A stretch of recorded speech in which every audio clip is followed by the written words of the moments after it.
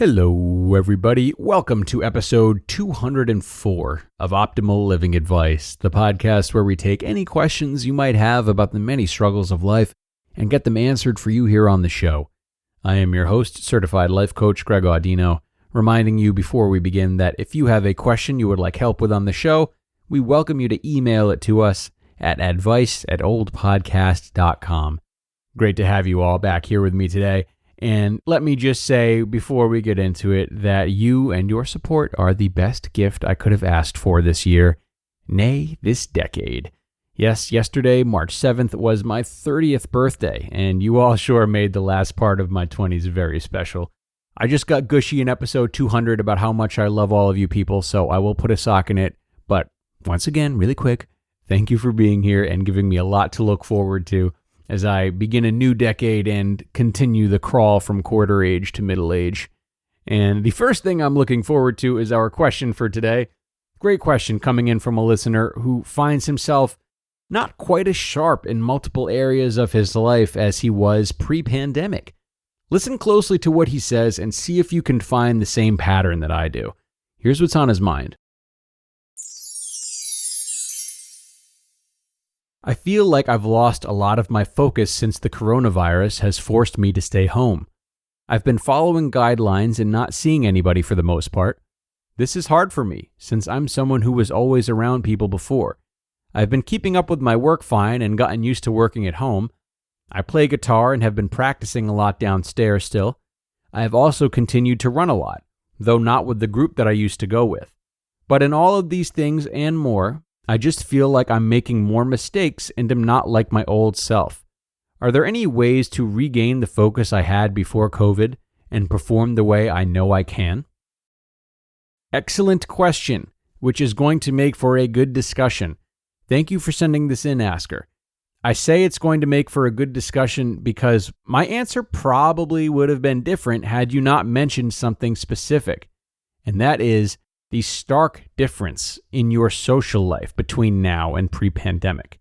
Obviously, everyone's social lives are a little less bustling nowadays, but you talk about always being around people before, adjusting to working from home, which tells me you weren't working from home before, and the hobbies you mentioned definitely have social elements to them.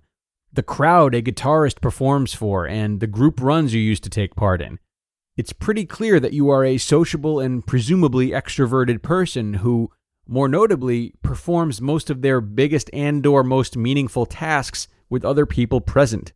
So, I say, turn your efforts away from trying harder or looking up hacks to focus better, and instead, read up on a thing called social facilitation. Or don't read up on it because I'm pretty much going to describe it right now and save you the trouble. Social facilitation is a term that's been coined to describe a really interesting phenomenon in which people perform certain tasks better when others are around.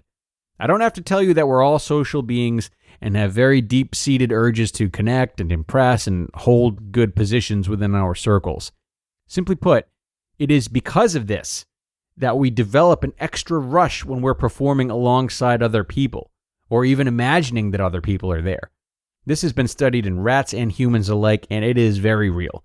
Now, you may be thinking that can't be entirely true because you and plenty of other people don't have what they call the fourth quarter gene and perform worse when they're around others because they feel pressure.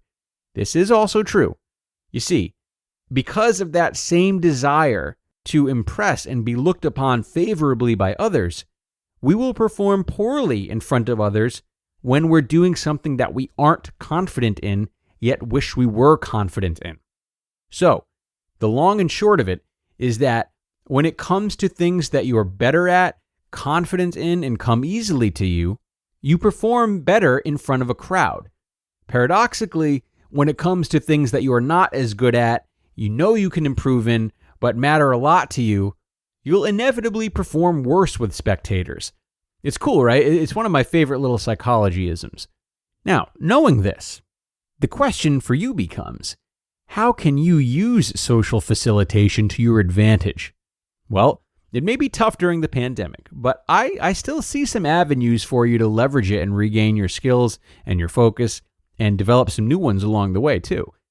What are some of the safest ways you can bring people to each of the tasks you've described and more? So if your work performance has slipped a bit since not being in the office, can you go to a shared workspace and follow pandemic protocol? Can you go to a library and follow pandemic protocol? Can you have a work buddy within your social circle that you get together with during work hours? As a guitarist, can you put practice sessions together via Zoom or another video conferencing service? Can you put small practices or performances together with those in your social circle? Can you maybe live stream yourself performing, knowing that others will be watching? When it comes to running, can you run with at least one of the people from your old running group and maintain a 6-foot distance? Can you enter some friendly competitions with fellow runners in which you maybe track times and distances together through an app? These are just a few ways to adapt your social life to our current circumstances and stay safe while doing so. And you can also use the other side of social facilitation to sharpen skills that you haven't been so confident in but want to improve upon, right? So maybe you want to become better at juggling, but you suck at it when you're practicing in front of other people. Maybe you're the only one of your friends who can't do a front flip and you really want to learn how, but you get stressed when practicing in front of them because you know they're all more capable. Whatever the case may be, this is also a great time to get better at these types of things because no one will be watching and you'll feel less pressured while you connect new dots and practice at your own beginner's pace. Big thanks to the asker of today's question, and I am hoping that you got a response that you found enlightening and full of some maybe unexpected pointers.